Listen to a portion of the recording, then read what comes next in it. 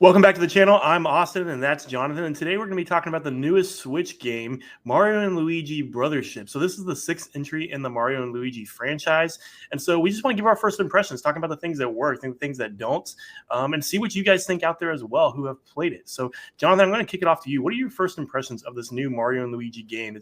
We typically don't get Mario and Luigi together as a playable character, so it's an interesting dynamic for a mainline Mario game. Yeah, really fun RPG game. Like we've discussed previously, Oz, I think there's you and I are both about 10 to 12 hours in, still around the first kind of big world, getting to the first Great Lighthouse. I think overall the game is really fun. I'd say from what I've read, the first part of the game is a little bit slow, and that's what you and I have both experienced. You kind of have to get yourself built up as Mario and Luigi, get the stats built up, unlock a couple of new moves to really open up the game. So I'd say, like any other RPG, there's some build up to a lot of the fun that we're going to be having. But first impressions, I think the game looks really good. The first few islands that I've been to are all, great atmospheres. The dialogue is really funny. It has that kind of RPG charm that Nintendo does with their RPGs. So for overall, I'd say it's a pretty good start. Yeah, one of the things that Nintendo does really well is making everything very family friendly. It's easy to pick up. It's easy to get into it. It's a lot of fun and goofiness and wackiness. Mario and Luigi, I think, ups the ante there with how the wackiness with those games. I mean, the dynamic between Mario and Luigi, the way they constantly talk to people on those islands, and there's like, blah, blah, blah, blah, blah, and like, it's just so funny, like how they're just like these like plumbers in Italian, and they're not really saying anything, or you don't understand them. And so I thought that was a unique aspect of that. One of the things that I initially gained from the game was like, this game is really taking a long time to really progress, and it didn't bother me too much jumping into the islands and doing your thing. I was getting used to it. I was exploring the worlds. It's nice to see different aspects of the Mario universe outside of Mushroom Kingdom that we always get, and so that's been really cool. But I will say that one of the things that took me a while to really warm up to was like, okay, where's this game going? When do I get better stats? When do I get better playable aspects of this game? But where you and I are in this game now, we're adding new things to it, and this game's really picking up. But so for players out there, I would say that if you're going to pick up this game, you have to be patient with it for the first couple hours, because you're really getting into the story aspect. This game really is trying to build a story, which I do appreciate as someone who loves storytelling, that we're not just getting a very basic like Mario game. We're actually getting something that tells a story and there's meaning behind the characters. And so I did think that was really cool. This isn't the first Mario RPG game out there.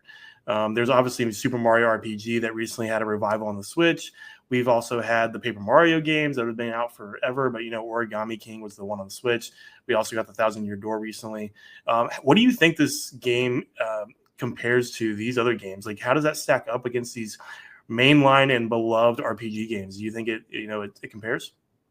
Yeah, I mean, I think it's definitely in the same ballpark. I would say that the other RPGs on Switch, say Paper Mario, Origami King, Super Mario RPG, and then you have the Thousand Year Door remake that came out earlier this year. That one probably sets the standard. That Thousand Year Door is beloved by all, and they did a really good job with the remake. So that one is probably a little out of reach for Brothership, but I'd say it's close, right? It's in the ballpark. Nintendo did their thing. They took some time. They put in good dialogue, like you said, and we're starting to get to a fun part of the game where you're unlocking some cool battle mechanics. But I'd say overall, it has that RPG charm. It's continuing to progress the story, build up the leveling and the battle system.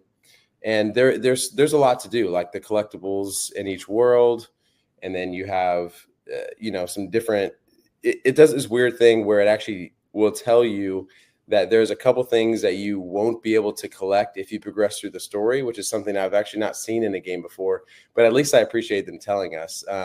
As someone who kind of likes to play games as a completionist, that's good to know, because if I would have passed something up and I would have thought, oh, what about that side quest that I didn't do? In this game, that side quest would be gone now. So I'm glad that they let me know ahead of time. Something different. I think it adds its own elements, since it is like a separate series. I think it has good parts and it has bad parts. So I'd say it's in the realm of, they're all good games. I'd say this one is well up there with it. As I continue to play through and get towards the end, I probably have a more firm opinion.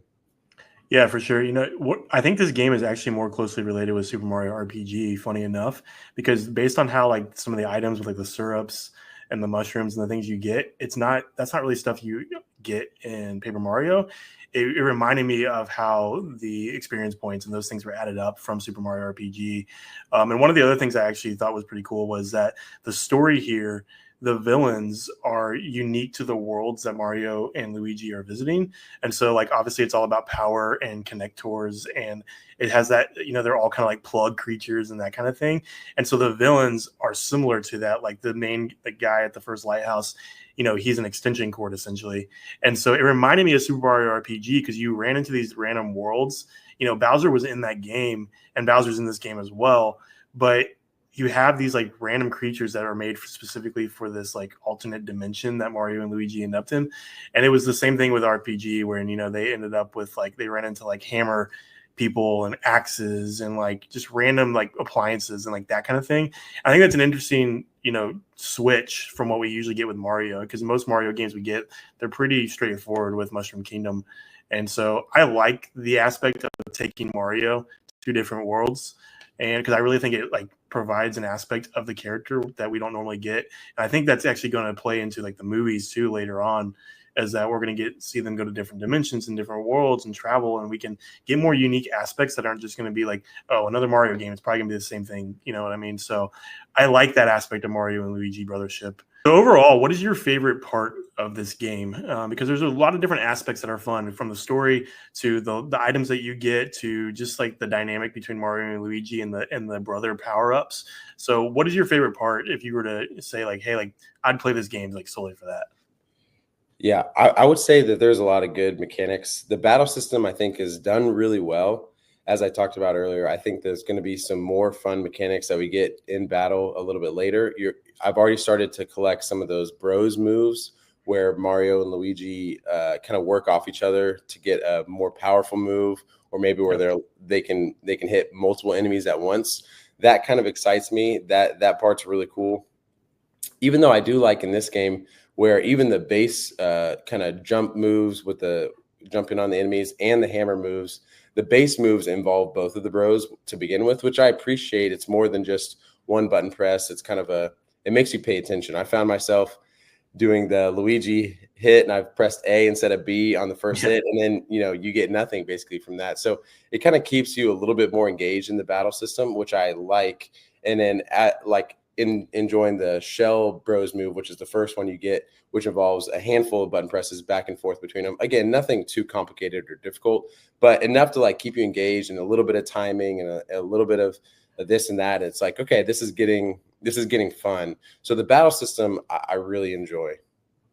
Yeah, I would agree with that. I think this game actually is like pretty easy compared to other Mario games, like Mario Odyssey and some of those other 3D games actually provide bigger challenges, in my opinion. But I think Mario and Luigi adds a fun aspect to it that I find myself just like kind of enjoying myself, especially when like you're powering up your characters and you see Mario and Luigi dancing around and they're having this fun dialogue back and forth, and you kind of get to strategize like, well, what am I going to use first, Mario or Luigi to attack this enemy? Am I going to use the shell? I don't feel like I'm losing health as much in these games, just because like the bosses don't seem as impactful compared to other ones. But I would assume that by the time you get to the end of this game, that you're going to be, you're going to have to be stacked with your stats. It's a slow build, which I think is just patience with playing the game. I think the favorite part of this game that I like is the aspect is traveling to different islands and like the ship and going to different currents. I think it's not just a typical like, oh, you get in a tube and you go to this thing. Like, I think it's pretty cool, just the aspect of like you're kind of like pirates and you're going to these different islands and you're foreigners in a new land, and you're kind of having to save these people from this grander threat. And I'm curious to see where it goes long term. But I really think the story is strong, at least in my opinion. I think it's interesting. It makes me want to continue to play, even though the game is a little easy in terms of the mechanics.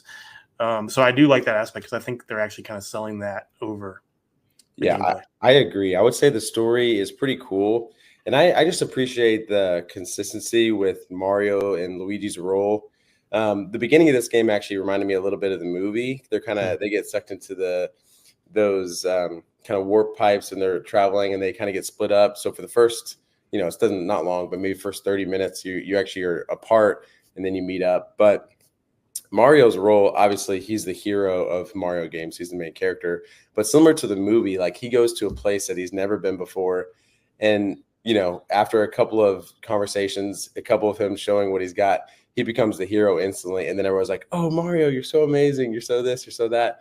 And he just fits that hero role. And so it's kind of fun to see, like instantly you're in a new place, you know nothing, but people always think that you're the hero. Yeah.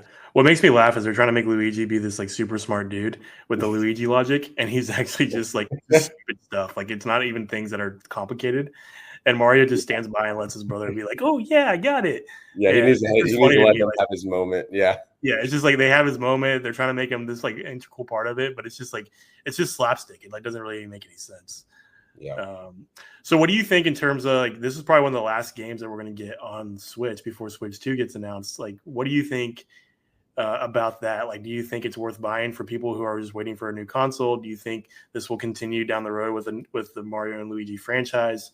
Where's your head at? I think it's a good game. I think if you're into RPGs, if you enjoyed Super Mario RPG, the Paper Mario games, I think this is a good game. It's on par with those. Like you said, it's a good story, good battle system, and it's an enjoyable experience. I haven't found myself being like wanting to put it down, especially as I continue through. Like I know we're getting further into the game. The more I play, the more I want to play. And I think that's always a good sign in a game. So I know the reviews are somewhat mixed, and notoriously IGN's 5 out of 10 rating, I think, has been the talk of the town on the internet. Yeah. Metacritic has it right about an 80. Personally for me, I'd say it's much better than a 5 out of 10. But I'd say if you're into the RPG style, if you enjoyed Paper Mario RPG, I think this is a game you should get. I think I would give it, a 7.5 out of 8 or 7.5 to 8, out of 10. I think that's fair compared to some other ones. I mean, it keeps me interested, and I think the mechanics are fun enough for anybody that wants to pick up a Mario game. So yeah. We would love to know what you guys think out there. Have you played this game? If you're not, too sure about it, we definitely recommend it. But let us know in the comments what you think about this, and let us know what your hopes are for future Mario and Luigi games, or just Mario games as a whole. We were definitely excited for future games, especially with Switch 2 coming out and new mainline games coming out. So yeah, like this video, subscribe to our channel, and we'll see you next time.